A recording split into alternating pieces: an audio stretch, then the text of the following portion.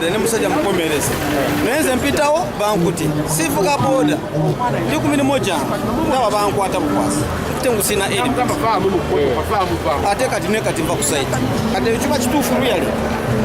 Poliisi y'ebidduka ekoze ekikwekweto ku mmotoka ne bodaboda ezirina bisaanyizo era ng'ebidduka ebisoba mu 20 bikwatiddwa.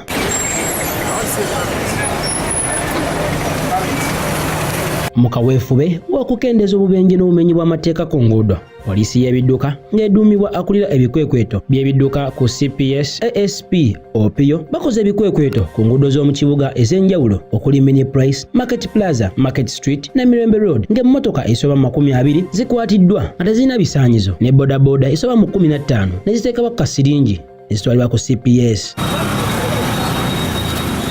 Poliisi erabiddwako nga yeenyula n'abagoba b'ebidduka bino okusingira ddala ababodaboda abadde baagala okudduka, wabula bano bakwatiddwa ne bateekebwa ku mmotoka ya poliisi obadde erawuna ekibuga. Ku nguudo ezimu ekikwekweto tekitaliza na basaabaze era bano balabiddwako nga bagibwa mu takisi ezibadde tezirina bisaanyizo nga ne baddereeva b'ezimu ku takisi bakira bajjayo ebisaanyizo okwewala ekibambulira nga n'ababadde batalina balabiddwako nga bakolera bakama baabwe amasimu. Ku lwa MRU TV, Sebata Andrew.